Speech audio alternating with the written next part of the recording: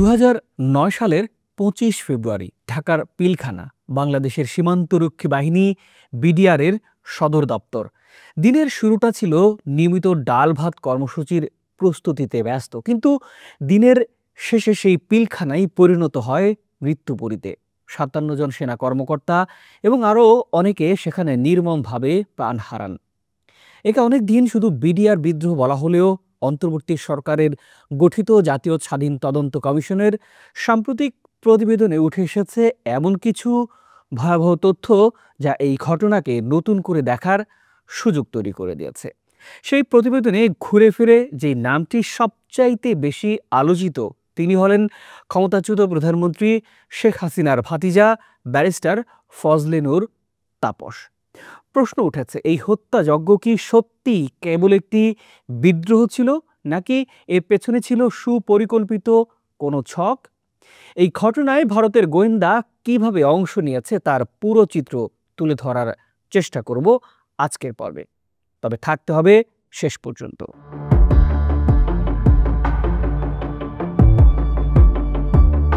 পিলখানার বর্বর হত্যাকাণ্ড তদন্তের জন্য অন্তর্বর্তী সরকারের উদ্যোগে একটি স্বাধীন জাতীয় তদন্ত কমিশন গঠন করা হয়।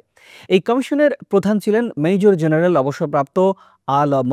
ফজলুর রহমান। প্রায় ১১ মাস ধরে সাক্ষ্য গ্রহণ, তথ্য প্রমাণ যাচাই, নথিপত্র বিশ্লেষণ এবং মাঠ পর্যায়ের বিভিন্ন অনুসন্ধানের পর গেল রোববার এই কমিশন ৩৬০ পৃষ্ঠার একটি বিস্তৃত প্রতিবেদন প্রধান উপদেষ্টা অধ্যাপক ডক্টর মোহাম্মদ ইউনূসের কাছে হস্তান্তর করেন।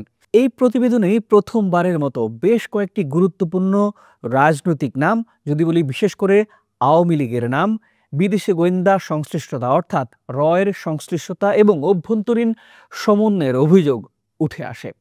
কমিশনের প্রতিবেদনে বলা হয়েছে, পিলখানা হত্যাকাণ্ডের আগে ভারতীয় পক্ষের সাথে একাধিক বৈঠক অনুষ্ঠিত হয়েছিল। সেই বৈঠকগুলোর সমন্বয় এবং আয়োজনে গুরুত্বপূর্ণ ভূমিকা ছিল ব্যারিস্টার শেখ ফজলে নূর তাপসের।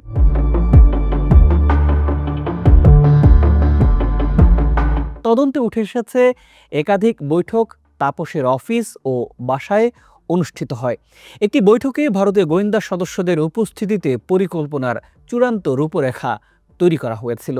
ওই বৈঠকগুলোতেই বিডিআর সদর দপ্তরে কিভাবে অস্থিরতা তৈরি করা হবে সেটি নিয়েও তখন আলোচনা হয়।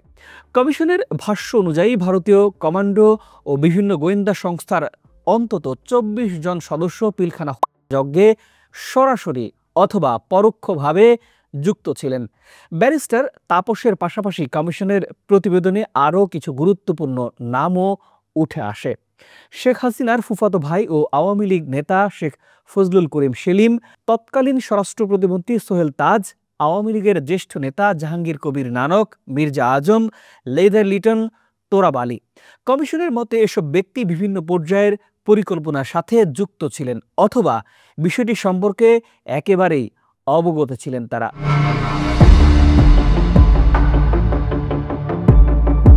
কিছু বৈঠকে তাদের উপস্থিতির কথা উল্লেখ রয়েছে এবং এমনও বলা হয়েছে, তাপস তৎকালীন প্রধানমন্ত্রী শেখ হাসিনার কাছ থেকে সিদ্ধান্তের অনুমোদন আনার দায়িত্বে ছিলেন। ঘটনার পেছনের উদ্দেশ্য কি ছিল? কমিশনের বিশ্লেষণ অনুযায়ী এই হত্যাকাণ্ডের পেছনে কয়েকটি সম্ভাব্য উদ্দেশ্য কাজ করেছে। প্রথমত, বিডিআরের একাংশের মধ্যে বেতন ও সুযোগ সুবিধা নিয়ে অসন্তোষকে কাজে লাগানো। দ্বিতীয়ত, দেশপ্রেমিক সেনা কর্মকর্তাদের বেছে বেছে টার্গেট করা। তৃতীয়ত, সীমান্তে ভারতের স্বার্থ ও নিরাপত্তা হিসাবের সাথে যুক্ত বিষয়গুলো নিশ্চিত করা। রৌমারী, বড়াইবাড়ি ও পদুয়া সীমান্তে বিডিআরের সঙ্গে বিএসএফ এর সংঘর্ষ এবং সেখানে বিডিআরের সফলতার প্রসঙ্গ প্রতিবেদনে উল্লেখ করা হয়েছে।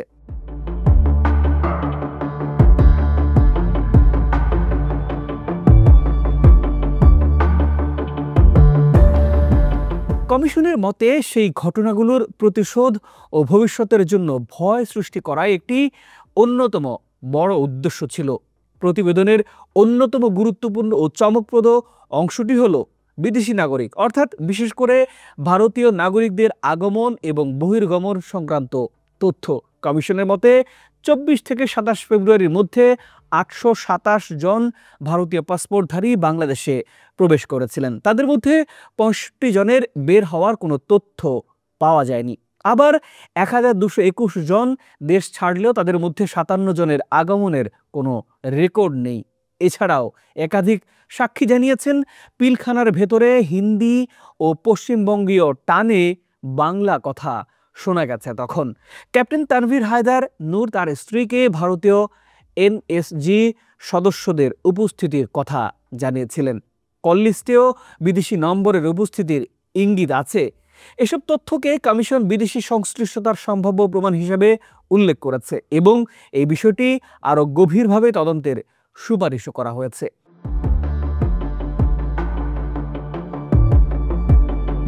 এই প্রতিবেদনের তথ্যগুলো যদি সত্য হয় তবে পিলখানার ঘটনা শুধু একটি বিদ্রোহই নয়, এটি ছিল একটি সুপরিকল্পিত ষড়যন্ত্র যার প্রভাব বাংলাদেশের সামরিক ইতিহাসে এক ভয়াবহ কালো অধ্যায় হিসাবে থেকে গেছে।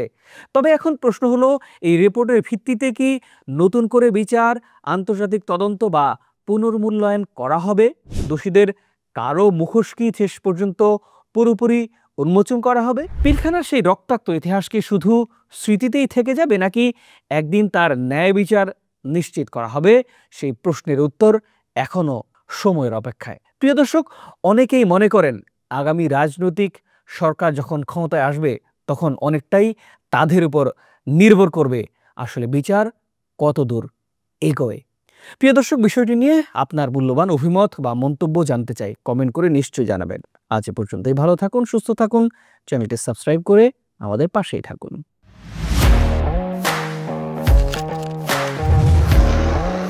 প্রফেশনাল স্টুডিও খুঁজছেন?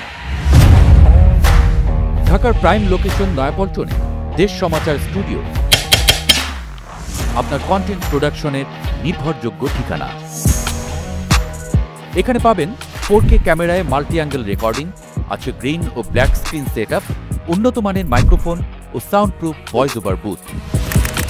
আপনার পছন্দ মতো স্টুডিও ডিজাইন করার সুযোগও থাকছে।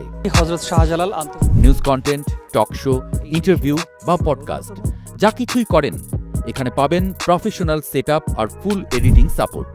আপনার চাহিদা অনুযায়ী বুক করতে পারেন আজই। কল কিংবা হোয়াটসঅ্যাপ করুন এই নাম্বারে 01720210657। ভিজিট করুন আমাদের ওয়েবসাইট ও ফেসবুক পেজ।